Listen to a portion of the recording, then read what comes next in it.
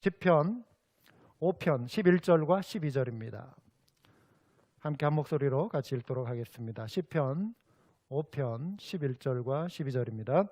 그러나 주께 피하는 모든 사람은 다 기뻐하며 주의 보호로 말미암아 영원히 기뻐 외치고 주의 이름을 사랑하는 자들은 주를 즐거워하리이다. 여호와여, 주는 의인에게 복을 주시고 방패로 함같이 은혜로 그를 호위하시리이다. 아멘. 우리 지난 8일과 9일에 그리스의 레스보스라고 하는 그 섬 안에 모리아 난민 캠프, 많은 난민들이 이제 모여서 지금 이렇게 거주하고 있는, 그것이 화재로 인해서 전소가 되지 않았습니까? 11,000여 명 정도 가량이 보금자리를 이제 잃고 순식간에 거리로 다시 이렇게 나와서 생활을 해야 하는 그런 어려움에 처했습니다. 이 범인을 잡고 보니까 안타깝게도 이 난민 신청을 했다가 거부당한 이 아프가니스탄 출신의 다른 난민들이었다고 합니다. 이 얼마나 좀 안타까운지 몰라요. 여러분, 고난을 피해서 이 고향을 떠나온 사람들이 잠시 좀 숨을 돌릴까 했는데 이 화재로 인해서 그냥 그동안 좀 비도 피하고 바람도 피했던 그 좀 엉성한 그런 거주지 아니겠어요? 그것마저 다 그냥 잃어버리고 좀 어려운 가운데 있는 또 다른 고통을 지금 받고 있는 것입니다. 여러분, 성경은 목숨을 위협하는 위기를 벗어나서 피난처를 찾아 나선 사람들의 이야기로 가득합니다. 이들도 난민의 신세였습니다. 그들이 그 위협 앞에서 어떤 신앙의 태도를 가졌는가 하는 것을 살펴보는 것은 이 시대를 살아가는 우리 그리스도인들에게 아주 중요한 하나의 지침이 되고 또 신앙의 영적인 교훈이 되는 것입니다.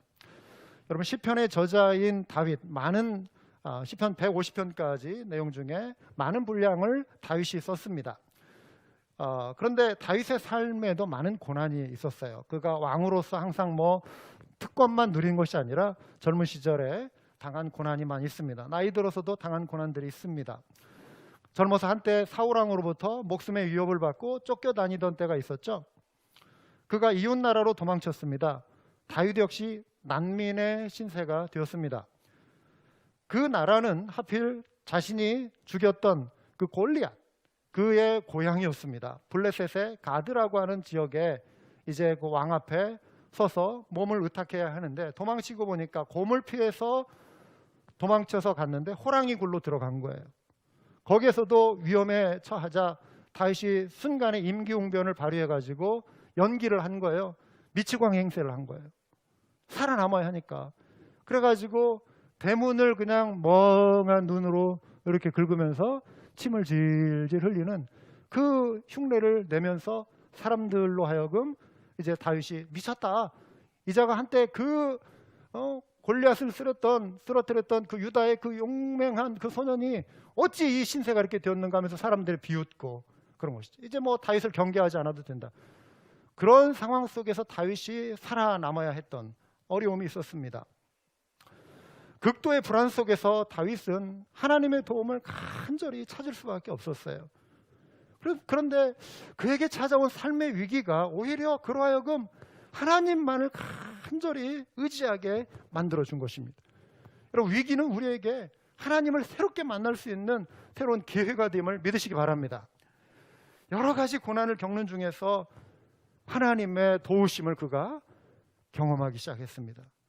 이로써 다윗이 참 주님께 피한다는 것이 얼마나 정말 실제적인 능력으로 다가오는가, 이것을 그가 경험하고 감사하며 그가 누린 영적인 복을 그의 실제적인 체험을 바탕으로 쓰고 있는 시들이 많이 있어요. 그 중에 하나가 오늘 우리가 다룰 시편 5편의 내용입니다.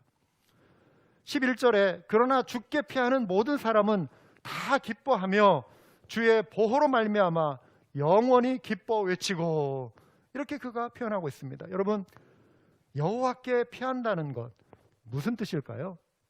주님께 피하라.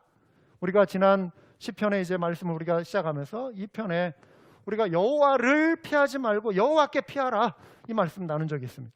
여호와께 피한다는 것이 무엇인가? 그것은요, 기도를 통해 하나님의 보호하심을 간구하는 것입니다. 기도하는 거예요. 죽게 피한다라고 하는 것은 하나님의 보호하심을 구하는 거예요.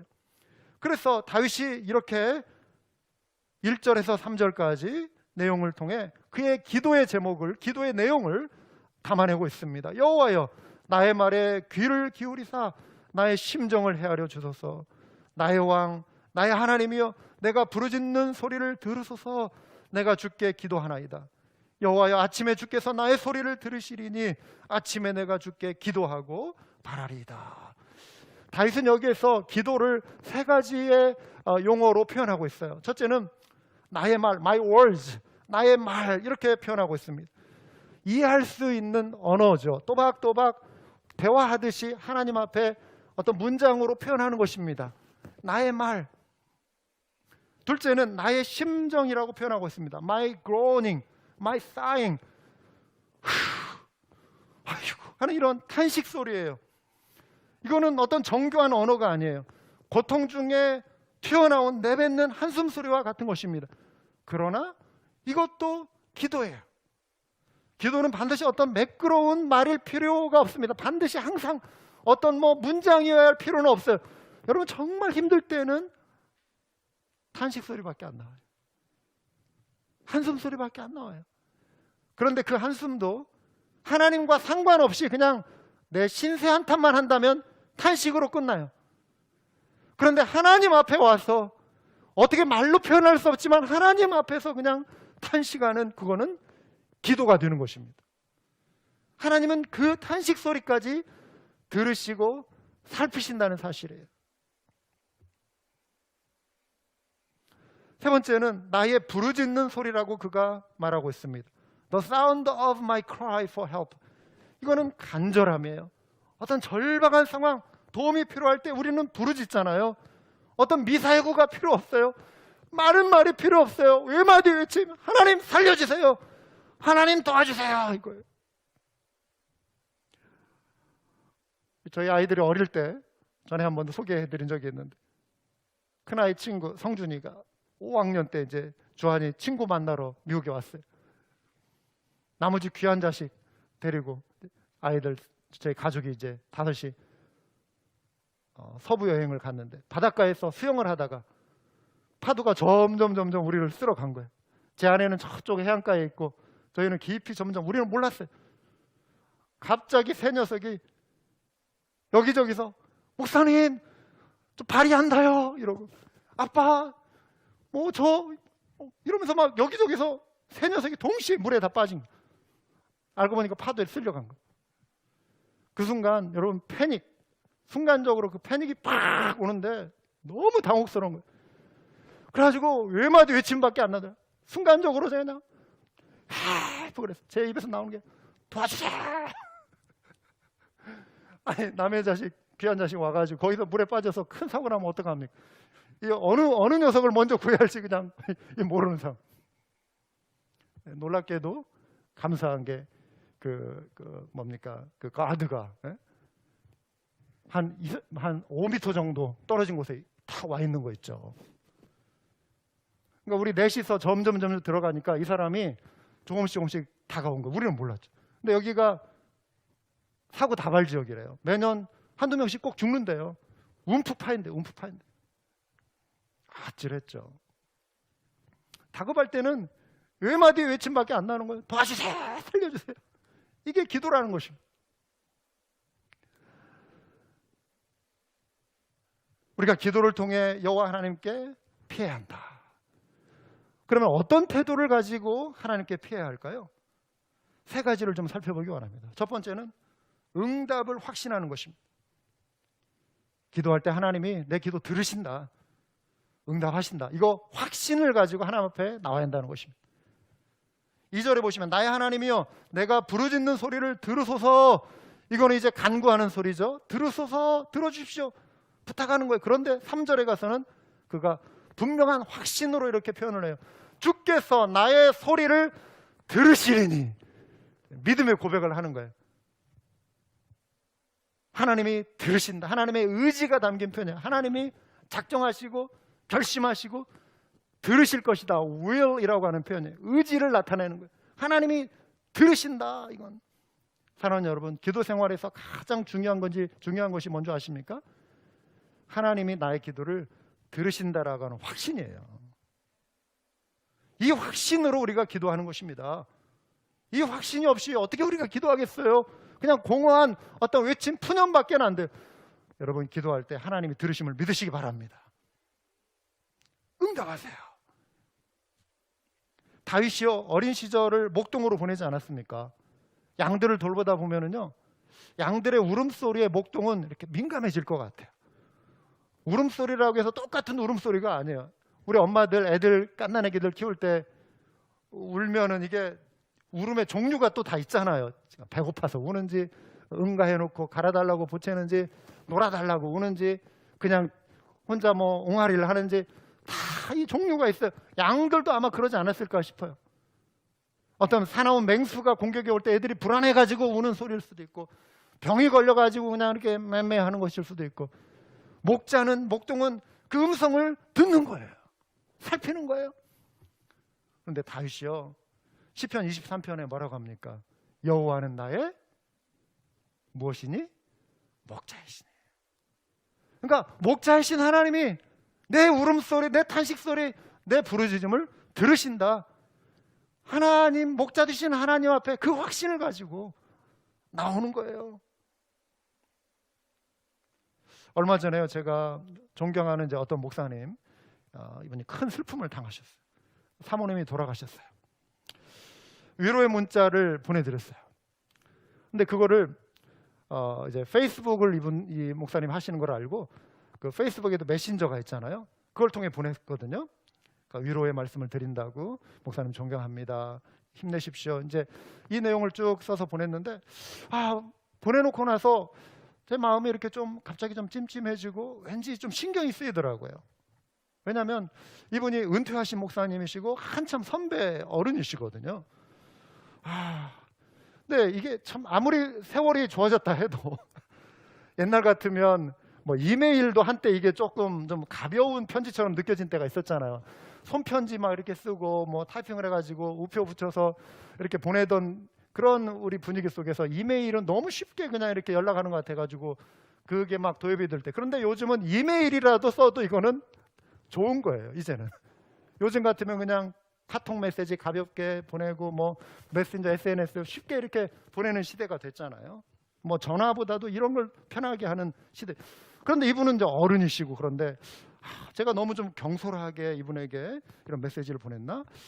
근데 한 달이 지나고 두 달이 지나도 응답이 없으신 거예요. 그래서 이분이 혹시 기분이 상하셨나? 뭐 이런 생각까지 막 드는 거죠. 근데 최근에 짧게 답장이 왔어요. 그러면서 늦게 이제서야 메시지를 확인했다. 근데 이런 내용이었어요.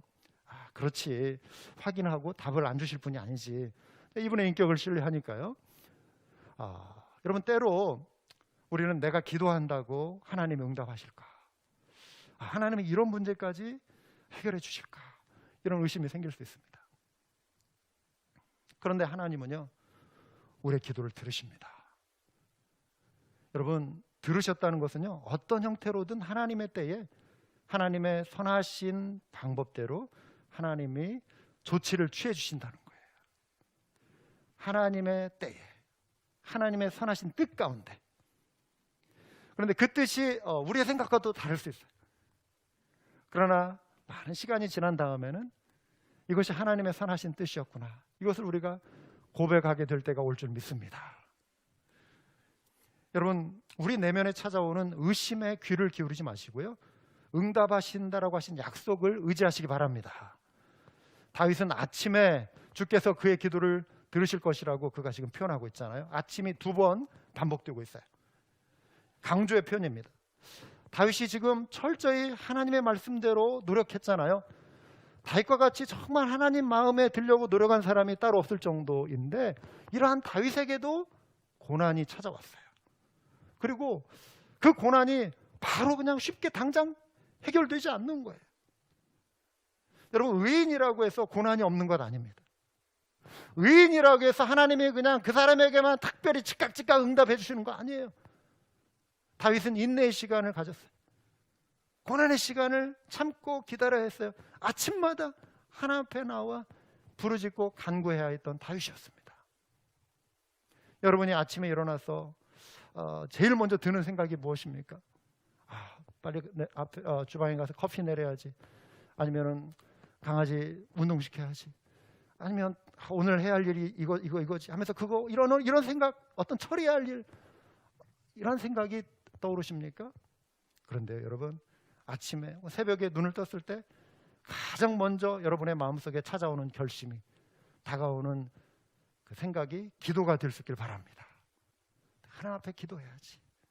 하나님 앞에 여쭙고 아뢰고 부탁하고 하나님과 대화하고 오늘 하루를 시작해야지. 할렐루야. 여러분, 물론 기도를 단지 아침에만 하는 것으로 제한할 필요는 없죠. 그러나 적어도 우리는 하나님을 만나는 시간을 정해 놓을 필요는 있어요. 방해받지 않는 시간을 좀 정해 놓으세요. 이왕이면 조용한 새벽 시간이 좋겠죠. 근데 어떤 분은 아침에만 잠깐 기도하고 그냥 하루 종일 하나님과 상관없이 이거 내가 이제 영적인 어떤 의무처럼 그냥 이거 할 거 다 했으니까 나머지는 다 그냥 하나님과 상관없이 그냥 살아도 된다, 이거 아니죠. 아침에 기도했지만 하루의 삶 가운데서 무시로 하나님과 대화할 수 있는 우리가 되어야 할 줄 믿습니다. 또 어떤 분은 꼭 시간을 정해놓고 기도해야 돼, 기도는 호흡이라고 했는데 하루 24시간 숨 쉬듯이 내가 그냥 기도하면 되는 거지, 순간순간 기도하면 되는 거지, 꼭 정해놓고 정해진 장소에서 기도해야 돼. 그런데 여러분, 그렇게 생각하면서 정말 단 10분이라도 진지하게 여러분이 어느 시간대라도 하나님을 찾고 있습니까? 하나님을 만나고 있습니까? 만약에 그렇지 않다면 그 신앙의 중심은 하나님께 있는 게 아니에요. 부부가 이 대화가 단절이 되면 관계 문제가 있는 거잖아요. 어떤 형태로든 막힘이 있어서는 안 돼요. 대화를 해야 돼요. 가족이 한 집에 살면서 대화가 필요한 거죠. 친밀함이에요. 하나님과 우리가 하나님의 자녀라고 하는데 하나님을 의식하며 살지 않는다면, 하나님과 전혀 상관없이 생활해도 전혀 하나님께 죄송하지도 않고 하나님이 의식되지도 않는다면 우리의 신앙을 정말 점검해 봐야 돼. 내가 믿는 자인가? 내가 하나님의 자녀인가? 하나님의 백성인가? 이거 정말 생각해 봐야 돼. 여러분, 하나님 앞에 응답받을 것을 기대하시고 날마다 하나님 앞에 피하시는 은혜가 있기를 주님의 이름으로 축복합니다. 네? 여호와께 피하기 위해서는요, 두 번째로 죄를 멀리하는 것입니다. 주는 죄악을 기뻐하는 신이 아니시니 악이 주와 함께 머물지 못하며 그랬습니다. 여러분, 이것은요 수학 공식만큼이나 정확한 영적인 공식이에요. 변함없는 공식. 하나님은 여기에 절대 양보가 없으세요. 수학 공식은 그대로 가는 거예요. 어디에든 적용이 돼요. 영적인 공식. 하나님은 죄악을 기뻐하지 않으신다. 공식이에요. 공식. 왜냐하면 죄는 하나님의 거룩하신 성품과 대치되기 때문에 그래요. 하나님을 경외한다면 하나님이 싫어하시는 죄를 우리는 가까이 할 수가 없는 것입니다. 거룩함은 구별된다는 뜻이잖아요. 세상 속에서 우리가 구별된 존재가 되었어요. 성도, 부름받은 존재, 구별된 존재. 그런데 구별된 삶을 살기 위해서는요, 결단이 필요합니다. 용기가 필요해요. 믿음이 필요해요. 세상의 영향에 그냥 노출되고 그대로 방치하면 우리의 관심은요, 세상의 욕심으로 그냥 흘러갈 수밖에 없어요. 어느 누구도 예외가 없어요. 여기 당해낼 재간이 없어요. 내가 정말 결단하고 정말 이렇게 용기 있게 믿음을 지키겠다라고 날마다 깨어있지 않으면요, 어느새 세상의 욕심이 우리를 확 사로잡아가서 이 세상의 그냥 가치 기준대로 그냥 살게 만들어버려요.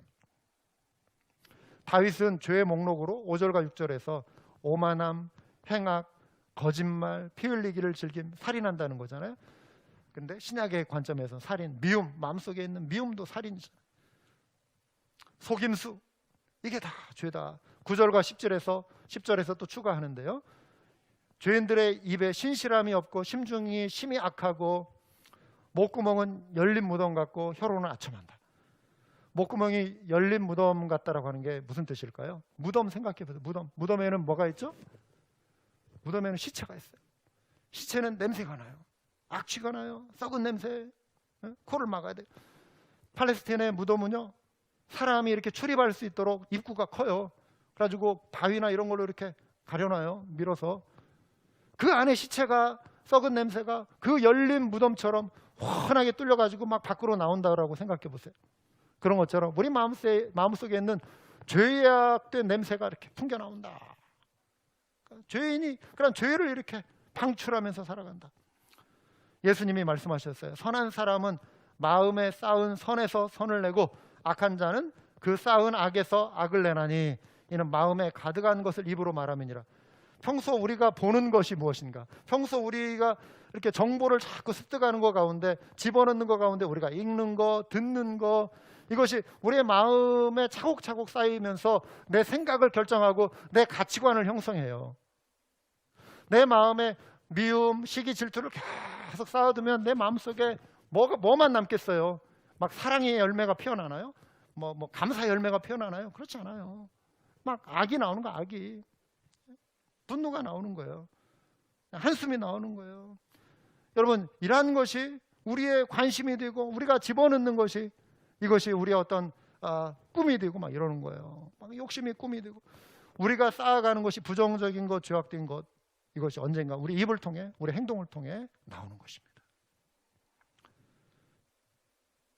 그래서 이 모든 죄는 가만히 이렇게 보면은 우리가 하나님께 피하려고 하기보다는 내 재주, 내 꾀, 내 계획 속에, 그냥 내 생각 속에, 내가 만들어가는 방법 속에 피하려고 하기 때문에 속임수도 나오고 교만함도 나오고 미움도 나오고, 왜? 경쟁해야 하니까. 시기심도 나오고 이런 것을 과감하게 털어내고 우리는 기도의 자리로 나오면서 우리 하나님께 피하고, 하나님 앞에 피할 때 우리가 이런 죄를 이렇게 제거하고 나와야 한다는 거예요. 이러기 위해서 우리 마음을 하나님의 꿈으로 채워놔야죠. 하나님의 말씀이 우리에게 하나님의 꿈을 심어주는 거예요.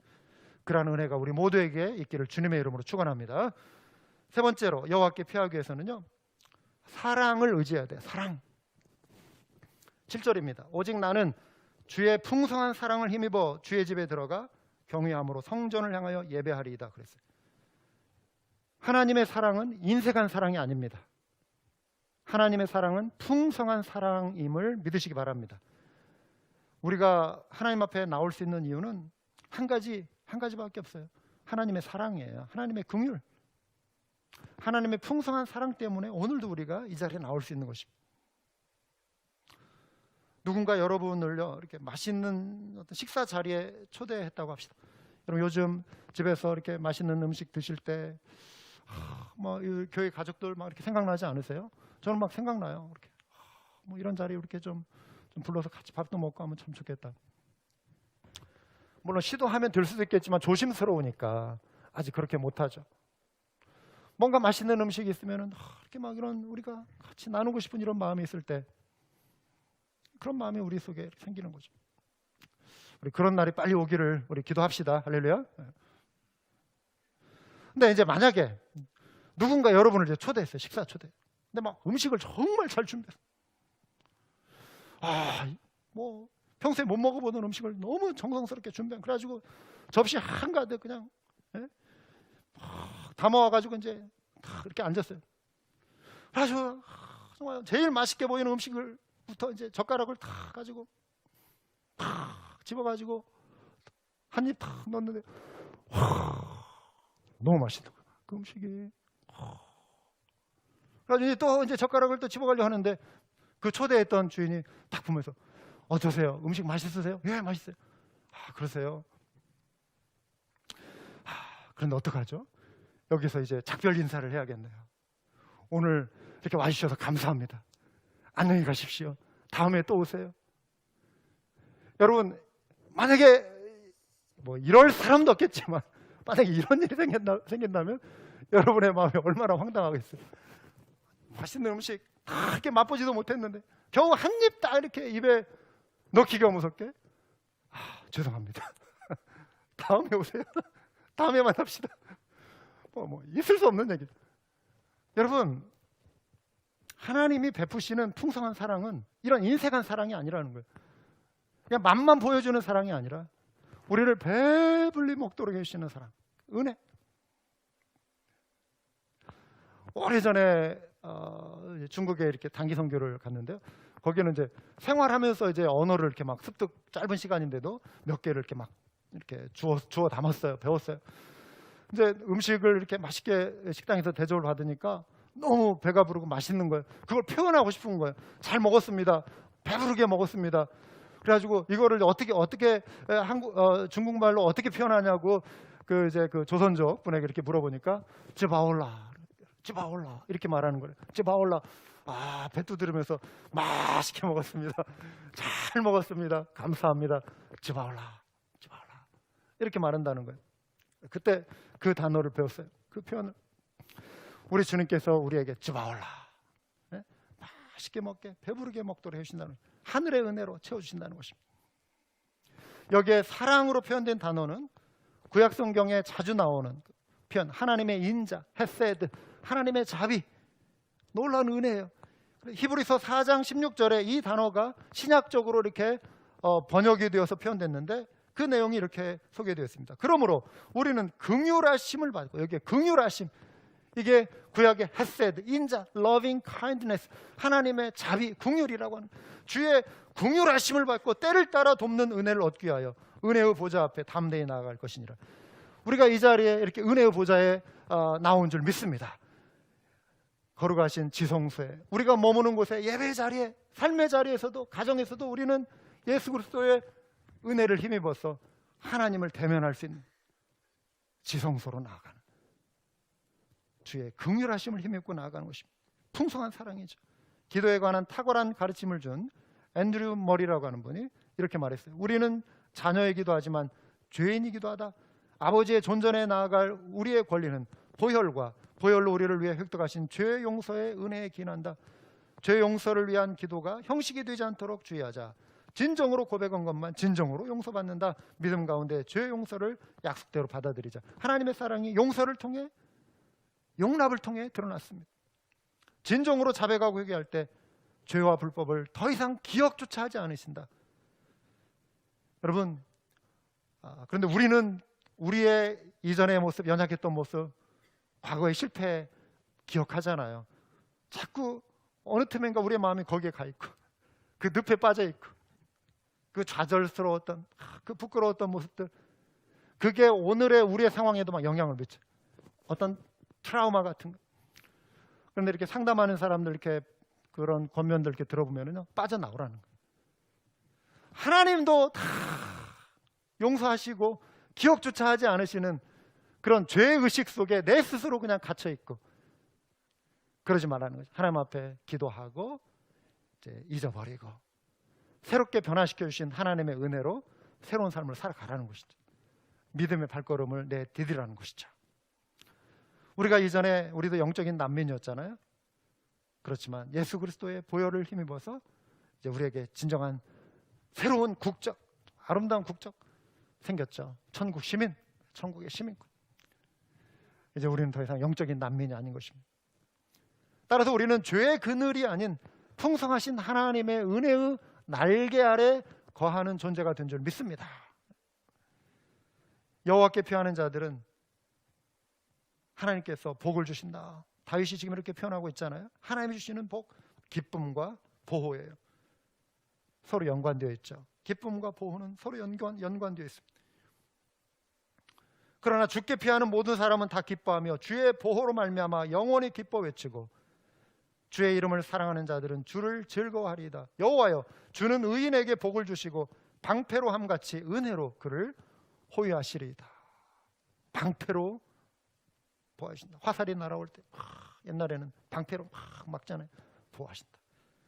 여러분의 삶을 위협하는, 여러분에게 지금 날아오는 그 화살이 무엇입니까? 무엇이 여러분의 삶을 위기 가운데로 지금 몰아갑니까?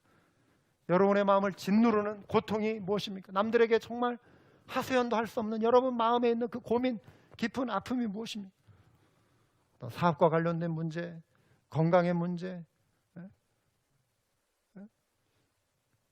이번에 우리 전도할 때, 지난 한 주 전도할 때 우리 4개조 이렇게 나눠서 가는데 어느 한 분이 이렇게 신방하는 가운데 참 가슴 아픈 소식을 이렇게 듣고 전해주더라고요. 이민 생활하면서 정말 애쓰고 수고하며 열심히 살아왔는데 원치 않는 질병으로 지금 굉장히 위험한 상황에 처해 있는 분의 소식을 관해서 전해줬어요. 이렇게 불현듯 찾아오는 이런 어떤 고통들이 있어요. 여러분, 미래의 진로에 관한 문제, 어떤 자녀에 관한 어떤 염려들, 이 모든 것을 이제 우리가 막 끙끙 짊어지고 그것 때문에 막 힘들어하고 막 이렇게 불안해하고 이러면서 그냥 이렇게 괴로운 그런 밤을 지새우는 것이 아닌, 일단 이것을 하나님 앞에 다 내려놓고 하나님 앞에 맡기고 하나님께 피하실 수 있는 여러분들 다 되시길 주님의 이름으로 축원합니다. 학교가 이제 대면 수업을 시작하잖아요. 아이들에게 마스크 착용 필수적이고 경우에 따라서는 이 페이스 쉴드 할 수 있는데, 여러분 그것만으로 여러분의 불안이 다 해소되나요? 그렇지 않잖아요. 그리고 이렇게 한다고 해서 완벽한 것이 또 아니잖아요. 자녀들과 여러분 자신, 우리 자신의 건강을 어떤 운에 맡기지 말고 이 상황까지도 하나님의 능력의 손길에 맡길 수 있는 우리 모두가 되어야 할 줄 믿습니다. 매 순간 하나님의 보호하심을 구하면서 기도하며 하루를 맞이할 수 있길 바라요.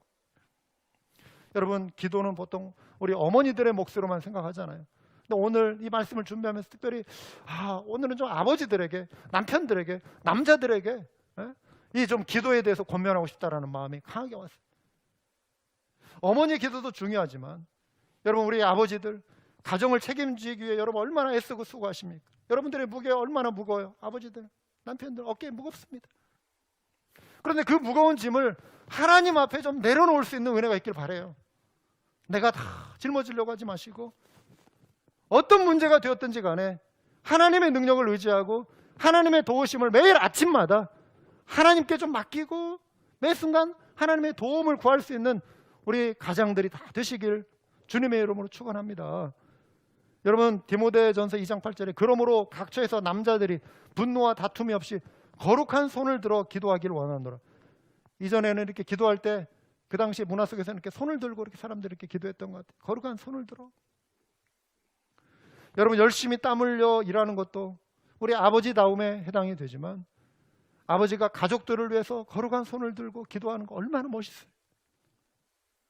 그 모세가 손을 들어서 이스라엘 백성들이 전투할 때 그 산꼭대기에서 손을 들고 기도하죠. 지쳐가지고 내려올 때 아론과 훌이 옆에서 또 받쳐주고, 아버지들이 가정을 위해서 손을 들고 기도하는 거, 이것처럼 아름다운 아버지다움은 또 없을 거예요. 아침에 하루의 일을 시작할 때 가정을 위해서 자녀들을 축복하며 하나님 앞에 기도로 올려드릴 수 있는 우리 멋진 아버지들 다 되시길 주님의 이름으로 축원합니다. 여호와께 피하는 것은 기도를 통해 하나님의 보호하심을 구한다는 거 오늘 말씀드렸어요. 응답의 확신을 가지고 기도하시기 바라요. 죄를 멀리하고 그리고 하나님 앞에 나오시길 바라요. 하나님의 사랑을 의지해서 하나님 앞에 나오시기 바랍니다. 이게 오늘 시편이 우리에게 가르쳐주는 지혜입니다. 우리 한번 기도하시겠습니다.